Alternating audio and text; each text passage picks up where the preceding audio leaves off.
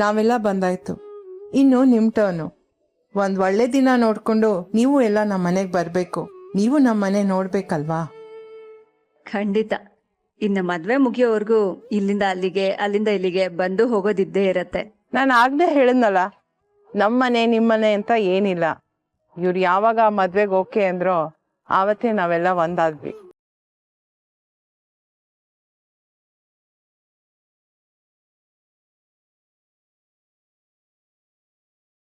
ಸರಿ, ನಾವಿನ್ ಹೊರಡ್ತೀವಿ. ಎಲ್ಲ ತುಂಬಾ ಚೆನ್ನಾಗಿ ನಡೆಸ್ಕೊಟ್ರಿ. ತುಂಬಾ ಖುಷಿ ಆಯ್ತು. ನಮಸ್ಕಾರ. Thank you. ನಿಮಗ್ ಖುಷಿ ಆಯ್ತಲ್ಲ, ಅದೇ ನಮಗ್ ಸಂತೋಷ. ಹೊರಡ್ ಬನ್ನಿ.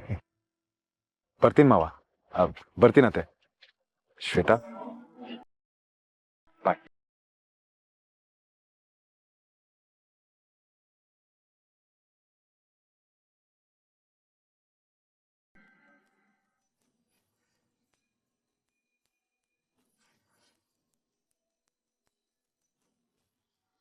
ಸದ್ಯ ತೊಲ್ಗುದ್ರು. ನನಗಾಗ್ತಿರೋ ಟೆನ್ಷನ್ಗೆ ಇಷ್ಟೊತ್ತು ಇವ್ರುಗಳ ಮುಂದೆ ಹಲ್ ಬಿಟ್ಕೊಂಡು ನಿಂತಿದ್ದಿತ್ತೆ ಜಾಸ್ತಿ. ಮದ್ವೆಗೆ ಮೊದಲೇ ಈ ಸತ್ಯ ಹೊರಗಡೆ ಬಿದ್ರೆ ನಾನು ಫುಟ್ಪಾತ್ಗೆ ಬೀಳೋದ್ರಲ್ಲಿ ಡೌಟೇ ಇಲ್ಲ.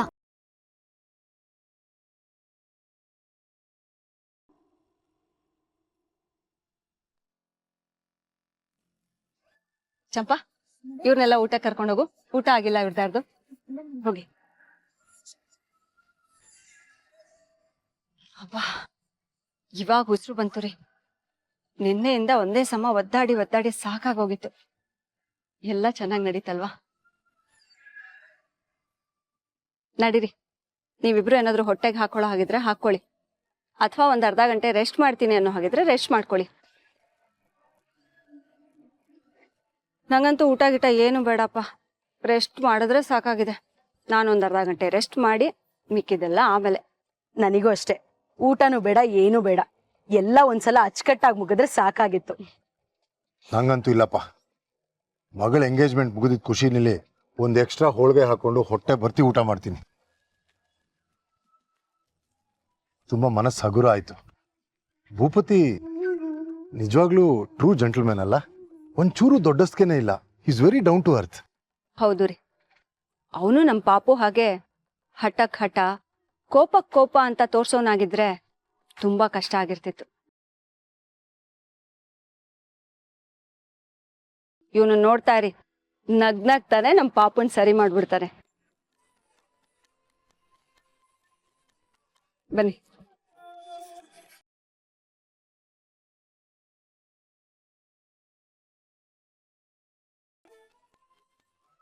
ಬಾಪುಟ, ಬೆಳಗ್ಗೆಯಿಂದ ನೀನು ಕೆಲಸ ಮಾಡಿ ಸುಸ್ತಾಗಿರ್ತೀಯ. ಏನಾದ್ರೂ ತಿನ್ಬಿಟ್ಟು ಸ್ವಲ್ಪ ರೆಸ್ಟ್ ಮಾಡುವಂತೆ.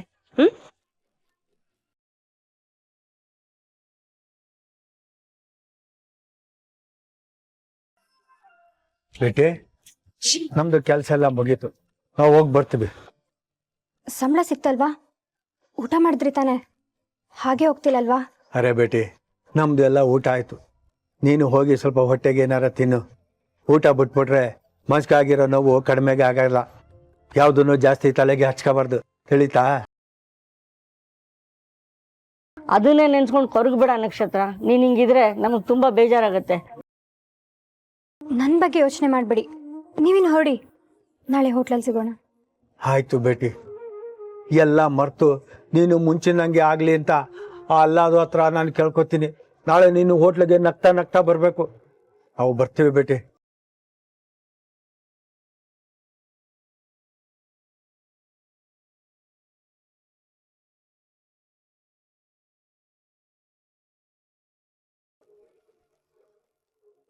ಒಂದೇ ದಿನ ಇರೋದು, ಎಷ್ಟು ಮಾಡ್ತೀವೋ ಎಷ್ಟು ಬಿಡ್ತೀವೋ ಅಂತ ಭಯ ಆಗಿತ್ತು. ಎಲ್ಲಿ ಮುಜುಗ್ರ ಆಗ್ಬಿಡುತ್ತೋ, ಅರೇಂಜ್ಮೆಂಟ್ಸ್ ಅರ್ಧಂಬರ್ಧ ಆಗಿ ಬೀಗ್ರ ಏನ್ ಅನ್ಕೊಂಡ್ಬಿಡ್ತಾರೋ ಅಂತ ಯೋಚನೆ ಆಗಿತ್ತು. ಥ್ಯಾಂಕ್ ಗಾಡ್ ಎಲ್ಲ ಅಚ್ಚುಕಟ್ಟಾಗಾಯ್ತು. ನಂಗೂ ಅಷ್ಟೆ, ಇವಾಗ ನಿರಾಳ ಆಗ್ತಾ ಇದೆ. ಎಲ್ಲಿ ಏನ್ ಎಡವಟ್ ಆಗತ್ತೋ ಅಂತ ಭಯ ಆಗ್ಬಿಟ್ಟಿತ್ತು ಗೊತ್ತಾ. ಇದ್ರ ಮಧ್ಯೆ ರಿಂಗ್ ಬೇರೆ ಕಳ್ದೋಗ್ಬಿಡೋದ. ಅವ್ರಿಗಿಂತ ಜಾಸ್ತಿ ಪಾಪು ಎಲ್ಲಿ ರಂಪ ಮಾಡ್ಬಿಡ್ತಾಳೋ ಅಂತ ನಂಗೆ ಭಯ ಆಗಿತ್ತು. ಸದ್ಯ ಸಿಕ್ತು. ಸ್ವೀಟಿ ತುಂಬಾ ಲಕ್ಕಿ. ಭೂಪತಿ ತರ ಜೆಂಟ್ಲ್ಮನ್, ಸಾಫ್ಟ್ ಹುಡುಗ, ಶಕುಂತಲಾ ದೇವಿಯವ್ರ ತರ ಪ್ರೀತಿಸೋ ಅತ್ತೆ ಸಿಕ್ಕಿದ್ದಾರೆ. ಮದ್ವೆ ಆದ್ಮೇಲೆ ಅವಳು ತುಂಬಾ ಸಂತೋಷವಾಗಿರ್ತಾಳೆ. ಆ ಸುಖ ಸಂತೋಷದ ಮಧ್ಯೆ ನಮ್ಮನ್ ಮರಿಲಿಲ್ಲ ಅಂದ್ರೆ ಸಾಕು. ಸುಮ್ನಿರಣ, ಹಾಗೆಲ್ಲ ಏನೂ ಆಗಲ್ಲ. ನಿಮ್ಮನ್ನ ಇನ್ನೂ ಜಾಸ್ತಿ ನೆನೆಸ್ಕೊಂಡು ಹತ್ರ ಆಗ್ತಾಳೆ.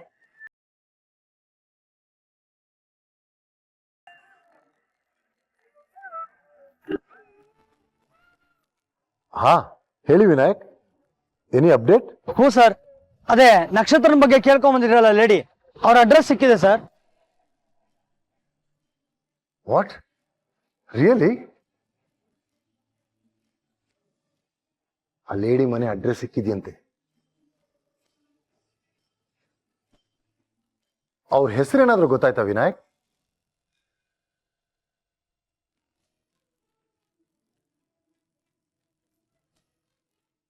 ಮೊದ್ಲೆಲ್ಲ ಚೆನ್ನಾಗಿತ್ತಲ್ವಾ ದೇವ್ರೆ? ಒಂದೊಂದು ಊಟಕ್ಕಿಲ್ದೆ ಹೋದ್ರು ನನ್ನ ಮನೆ ನನ್ನೋರು ಅಂತ ಹೇಗೂ ತಕ್ಕ ಮಟ್ಟಕ್ಕೆ ಖುಷಿಯಾಗಿದ್ದೆ. ನಿನ್ಗ ತಡ್ಕೊಳಕ್ಕಾಗಿಲ್ಲ ಅಲ್ವಾ? ಅದಕ್ಕ ನನ್ನ ಈ ಸ್ಥಿತಿಗೆ ತಂದಿಟ್ಟಿರೋದು. ಯಾರಿಗ್ ಬೇಕಿತ್ತಿದೆಲ್ಲ? ಸತ್ಯ ತಿಳ್ಕೊಂಡು ನನ್ಗೇನ್ ಸಿಕ್ತು? ಇರೋ ನೆಮ್ಮದಿನೂ ಕಳ್ಕೊಂಡೆ ಬಿಟ್ರೆ ಬೇರೇನೂ ಸಿಗ್ಲಿಲ್ಲ. ಇಷ್ಟು ದಿನ ನಾನೊಬ್ಳು ಅನಾಥೆ, ನನಗ್ ಯಾರು ಇಲ್ಲ ಅಂತ ಕೊರಗ್ತಿದ್ದೆ. ನೀನ್ ದೊಡ್ಡ ಮನ್ಸ್ ಮಾಡಿ ನೀನ್ ಅನಾಥೆ ಅಲ್ಲ, ನೀನ್ ಹೆತ್ತವರಿದ್ದಾರೆ ಅಂತ ತಿಳಿಸ್ಕೊಟ್ಟೆ. ಹ್ಞೂ ಸರ್, ತುಳಸಿ ಅಂತ. ನಾನು ಅವ್ರ ಅಡ್ರೆಸ್ನ ನಿಮಗೆ ಮೆಸೇಜ್ ಮಾಡ್ತೀನಿ. Thank you so much Vinayak, ತುಂಬಾ ಹೆಲ್ಪ್ ಆಯ್ತು. Okay sir, no problem.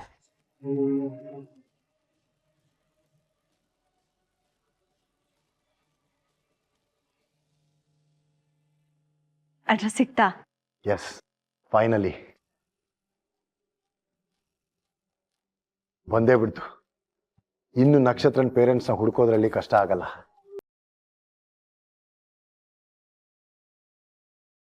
ಪಾಪು ಎಂಗೇಜ್ಮೆಂಟು ಚೆನ್ನಾಗಾಯ್ತು, ನಕ್ಷತ್ರನೂ ಗೂಡ್ ಸೇರ್ಕೊಳ್ಳೋ ಹಂಗಾಯ್ತು. ಎಲ್ಲ ಒಳ್ಳೇದಾಗ್ತಾ ಇದೆ.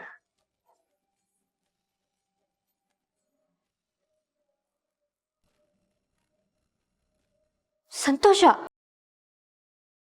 ಆದ್ರೆ ಆದ್ರೆ ಏನ್ ಸಿಕ್ತು? ನನ್ನ ಅಪ್ಪ ಅಮ್ಮ ನನ್ನ ಕಣ್ಮುಂದೆ ಓಡಾಡ್ತಿದ್ರು. ನಾನು ಅವ್ರ ಮಗಳಾಗಿ ಒಂದು ಕ್ಷಣದ ಮಟ್ಟಕ್ಕೂ ಅವ್ರ ಜೊತೆ ಬದುಕಕ್ ಆಗ್ತಿಲ್ಲ. ಏನೂ ಇಲ್ದೆ ಉಪವಾಸ ಇರೋದು ತುಂಬಾ ಸುಲಭ,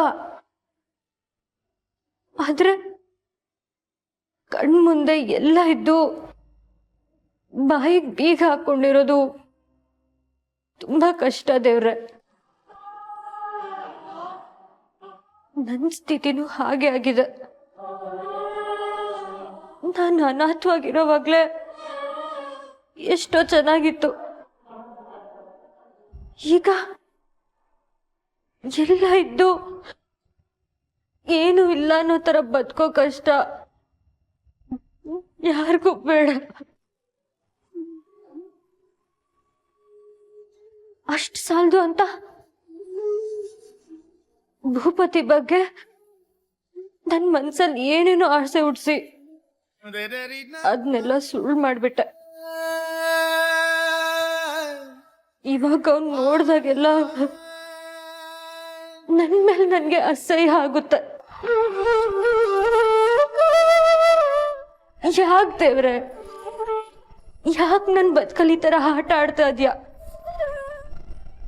ಒಂದ್ ಕಡೆ ನನ್ನ ಅಪ್ಪ ಅಮ್ಮ ನನ್ನ ಕಣ್ಮುಂದೆ ಓಡಾಡ್ತಿದ್ದಾರೆ, ಇನ್ನೊಂದ್ ಕಡೆ ನಾನ್ ಪ್ರೀತಿಸಿದ ಹುಡುಗ ನನ್ ಮನೇಲೆ ನನ್ ಕಣ್ಮುಂದೆನೆ ನಿಶ್ಚಿತಾರ್ಥ ಆಗ್ತಿದ್ದಾನೆ. ನನ್ ಕೈಲಿದೆಲ್ಲ ತಡ್ಕೊಳಕ್ಕಾಗಲ್ಲ ದೇವ್ರೆ. ಇನ್ ನೋಯಿಸ್ಬೇಡ ನನ್ನ. ನನ್ ಪಾಡಿಗೆ ನನ್ನಿರೋಗ್ ಬಿಟ್ಬಿಡು.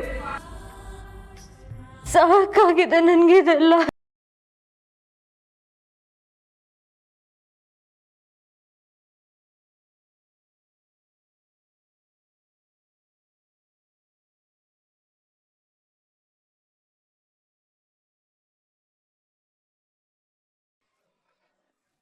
ಹೌದು, ನಕ್ಷತ್ರ ಎಲ್ಲಿ? ಅಡುಗೆಯವ್ರ ಜೊತೆ ಮಾತಾಡ್ತಾ ಇದ್ಲು. ಅವ್ರನ್ನ ಅಲ್ಲಿವರೆಗೂ ಕಳಿಸ್ಕೊಟ್ಟು ಬರಕ್ ಹೋಗಿದ್ದಾಳೆ ಅನ್ಸುತ್ತೆ. ಆ ಲೇಡಿ ಅಡ್ರೆಸ್ ಸಿಕ್ಕಿರೋದು ಅವಳಿಗೆ ಹೇಳ್ಬೇಡಿ. ನಾನು ಹೋಗಿ ಅವ್ರ ಹತ್ರ ಮಾತಾಡ್ಕೊಂಡು ನಕ್ಷತ್ರನ್ ಪೇರೆಂಟ್ಸ್ ಬಗ್ಗೆ ತಿಳ್ಕೊಂಡು ಅವಳಿಗೆ ಎಂತ ಸರ್ಪ್ರೈಸ್ ಕೊಡ್ತೀನಿ ನೋಡ್ತೀರಿ. ಹ್ಞೂ ಅಣ್ಣ, ಹಾಗೆ ಮಾಡು. ಪಾಪ ಹುಡುಗಿ ಅವ್ರ ಅಪ್ಪ ಅಮ್ಮ ಎಲ್ಲಿದ್ದಾರೆ ಅಂತ ಗೊತ್ತಿಲ್ಲದೆ ಕೊರಗ್ತಿದ್ರೆ ಅಯ್ಯೋ ಅನ್ಸುತ್ತೆ. ಪಾಪು ಮದುವೆ ಮುಗಿಯೋ ತನಕ ಅವಳ ಪೇರೆಂಟ್ಸ್ನ ಹುಡುಕ್ಬಾರ್ದು ಅಂದಿದ್ದಾಳೆ. ನಮಗ್ ಕಷ್ಟ ಆಗತ್ತೆ ಅಂತ ಅವಳ ಕನ್ಸರ್ನ್. ಆದ್ರೆ ಈಗ ತನಗ್ ತಾನೇ ಎಲ್ಲ ಗೊತ್ತಾಗೋ ಸಮಯ ಬಂದಿದೆ. ನೋಡ್ತಾ ಇರಿ, ಪಾಪು ಮದುವೆ ಅಷ್ಟೊತ್ತಿಗೆ ನಕ್ಷತ್ರ ಅವಳ ತಂದೆ ತಾಯಿನ ಕರ್ಕೊಂಬರೋ ಹಾಗಾಗತ್ತೆ.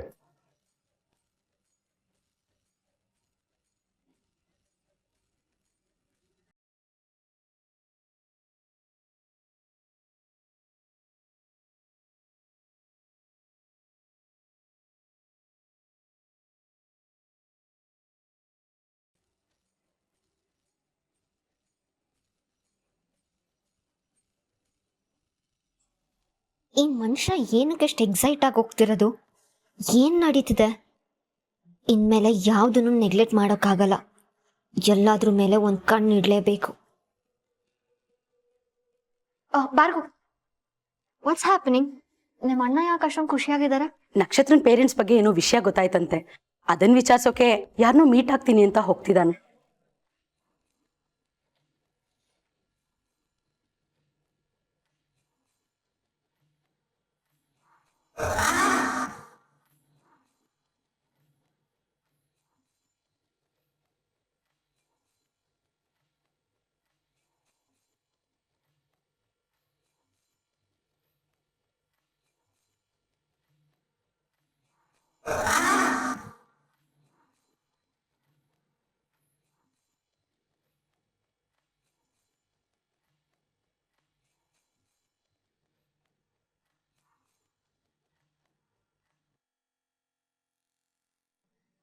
ಯಾವಾಗ ಸಿಗ್ತೀಯ ಪುಟ್ಟ?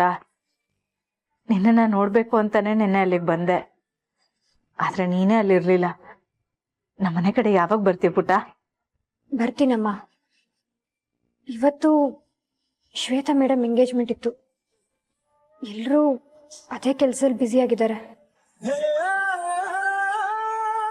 ಇಲ್ಲ ಅಂದಿದ್ರೆ ಇವತ್ತು ಬಂದು ನಿನ್ನ ನೋಡ್ಕೊಂಡು ಹೋಗ್ತಿದ್ದೆ. ಮತ್ತೆ ನಿಮ್ಮ ಅಪ್ಪ ಅಮ್ಮನ ಬಗ್ಗೆ ಏನಾದರೂ ಗೊತ್ತಾಯ್ತಾ? ಚಂದ್ರಶೇಖರ್ ಅವರು ಏನಾದರೂ ಹೇಳಿದ್ರಾ? ನಿನ್ ನಿಜವಾದ ಅಪ್ಪ ಅಮ್ಮ ಸಿಕ್ಕ ಮೇಲೆ ಈ ಅಮ್ಮನ ಮರೆಯೋದಿಲ್ಲ ತಾನೇ ಪುಟ್ಟ? ನನ್ನನ್ನ ನೆನೆಸ್ಕೊಂಡು ಆಗಾಗ ನಮ್ಮ ಮನೆಗೆ ಬರ್ತೀಯ ತಾನೆ? ನನ್ನನ್ನ ಅಮ್ಮ ಅಂತಾನೆ ಕರೀತೀಯ ಅಲ್ವಾ ಪುಟ್ಟ? ಅಮ್ಮ, ನೀನು ಈ ಪ್ರಶ್ನೆ 100 ಸರಿ ಕೇಳಿದ್ರು ನನ್ನ ಉತ್ತರ ಒಂದೇ. ಯಾವತ್ತಿಗೂ ನೀನೇ ನನಗೆ ಮೊದಲು. ನಾನು ಆ ವಠಾರದಲ್ಲಿ ಇರ್ಬೇಕಾದ್ರೇನೆ ಎಷ್ಟೋ ಚೆನ್ನಾಗಿದ್ದೆ. ಈಗ ಯಾಕಾದ್ರೂ ಸತ್ಯ ಗೊತ್ತಾಯ್ತು ಅಂತ ಎಷ್ಟೊಂದು ಸಲ ಅನ್ಸಿದೆ ಗೊತ್ತಾ? ಸತ್ಯ ಗೊತ್ತಾಯ್ತಾ?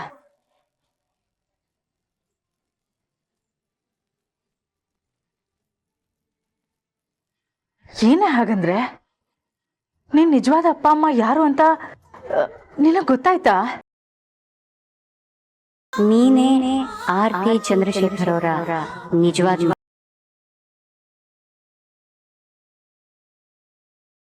ನೀನು ಬರೀ ನಕ್ಷತ್ರ ಅಲ್ಲ, ನಕ್ಷತ್ರ ಚಂದ್ರಶೇಖರ್.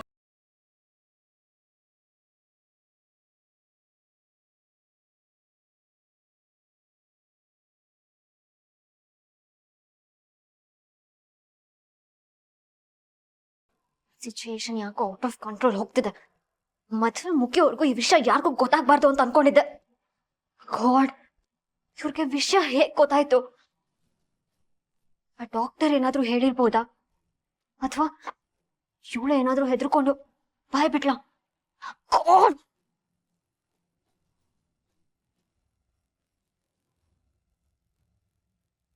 ಹಲೋ, ಏಯ್ ಯಾಕೆ ಬದುಕೋ ಆಸೆ ಇಲ್ವಾ ನಿನ್ಗೆ? ವಿಷಯ ಯಾರಿಗೂ ಗೊತ್ತಾಗ್ಬಾರ್ದು ಅಂತ ಹೇಳಿದ್ದೆ ತಾನೆ? ಎಲ್ರಿಗೂ ವಿಷಯನ ಹೇಳ್ಕೊಂಡ್ ಬಂದಿದ್ಯಾ? ಅಯ್ಯೋ ಇಲ್ಲ ಮೇಡಮ್, ನನಗೂ ಮಕ್ಳಿದ್ದಾರೆ, ಅಂತ ಕೆಟ್ಟ ಬುದ್ಧಿ ನನಗಿಲ್ಲ. ಈ ನಾಟಕ ಎಲ್ಲ ನನ್ನ ಹತ್ರ ಬೇಡ. ವಿಷಯ ಗೊತ್ತಿರೋದು ನನಗೆ, ಅದು ಬಿಟ್ರೆ ನಿನ್ಗೆ. ಇನ್ಯಾರು ಹೇಳ್ತಾರೆ? ಇಲ್ಲ ಮೇಡಮ್, ನನ್ ಮಗು ಮೇಲಾಣೆ, ನಾನು ಅಂತ ಕೆಲಸ ಮಾಡಿಲ್ಲ. ನನ್ಗೂ ಅದಕ್ಕೂ ಸಂಬಂಧ ಇಲ್ಲದೆ ಇರೋ ತರ ಇದ್ದೀನಿ.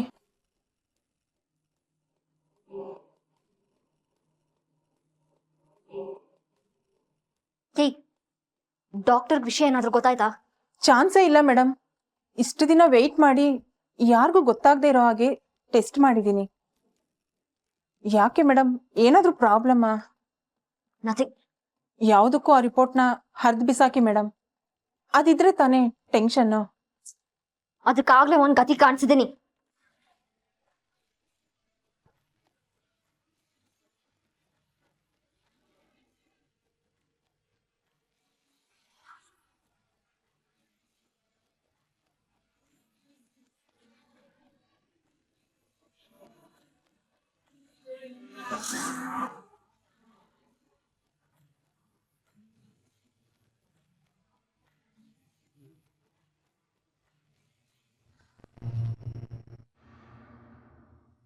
ನೋ ನೋ, ಇಲ್ಲೇ ಹಾಕಿದೆ.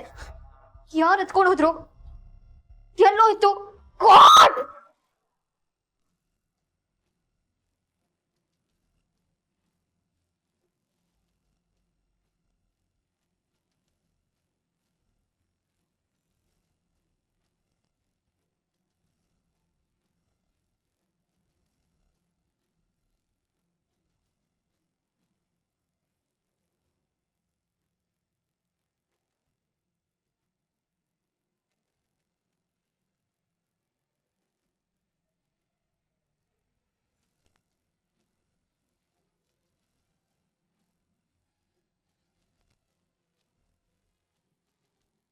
ಮಾತಾಡು ನಕ್ಷತ್ರ.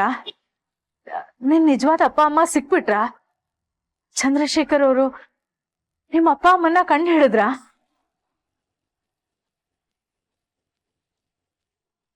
ಇಲ್ಲಮ್ಮ, ತುಂಬಾ ಕಷ್ಟ ಇದೆ. ಎಲ್ಲ ಛಿದ್ರ ಛಿದ್ರ ಆಗೋಗಿದೆ. ಇದನ್ನ ಜೋಡ್ಸಕ್ಕೆ ತುಂಬಾ ಟೈಮ್ ಬೇಕು. ಅಷ್ಟು ಬೇಗ ಕಸನ ಯಾರು ತಗೊಂಡು ಹೋದ್ರು? ರೂಮ್ ಕ್ಲೀನ್ ಮಾಡಿಲ್ಲ, ಎಲ್ಲ ವಸ್ತುಗಳು ಅಲ್ಲಲ್ಲೇ ಬಿದ್ದಿದೆ. ಯಾರು ತಗೊಂಡು ಹೋಗಿರ್ಬೋದು? ಬಟ್ ನಾನ್ ಬಿಡಲ್ಲ. ಅದು ಎಷ್ಟು ಟೈಮ್ ಆದ್ರೂ ಪರವಾಗಿಲ್ಲ, ಜೋಡಿಸಿ ನಾನು ಓದ್ತೀನಿ. ಅಲ್ಲಿಗೆ ಅವ್ರ ಸೀಕ್ರೆಟ್ ಎಲ್ಲ ಹೊರಗೆ ಬರಲೇಬೇಕು. ಅಂದ್ರೆ ಸಮಥಿಂಗ್ ಇಸ್ ಡೆಫಿನೆಟ್ಲಿ ರಾಂಗ್.